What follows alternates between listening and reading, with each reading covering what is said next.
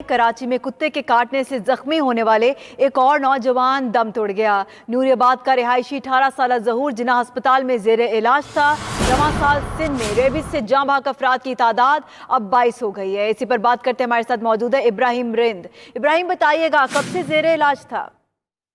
जी देखिए, बिल्कुल ये नूरियाबाद का 18 साल का ज़हूर है, जिसको 3 महीने कबल जो है कुत्ते ने काटा था, जो कि तशवीशनाक हालत में गुज़श्ता रात जिन्ना अस्पताल में लाया गया था, जहां पर फौरी तौर पर आइसोलेशन वार्ड में इसको दाखिल किया गया था। लेकिन अब थोड़ी देर कबल ही दौरान इलाज ये इंतकाल कर चुका है। और रवां साल के दौरान कुत्तों के काटने के बाद होने वाली रेबीज से जो हलाक होने वाले की तादाद है वो 22 हो चुकी है, जबकि पूरे सिंध की अगर बात की जाए तो पूरे सिंध में 1,50,000 से ज्यादा अफराद को कुत्तों ने काटा। इसके बावजूद भी हुकूमत एहतियाती तदाबीर इख्तियार करने की जो है वो तमाम इक़दाम नहीं कर रही, जबकि मुख्तलिफ सरकारी अस्पतालों में कुत्ते के काटने के बाद लगाई जाने वाली वैक्सीन भी नायाब हो चुकी है।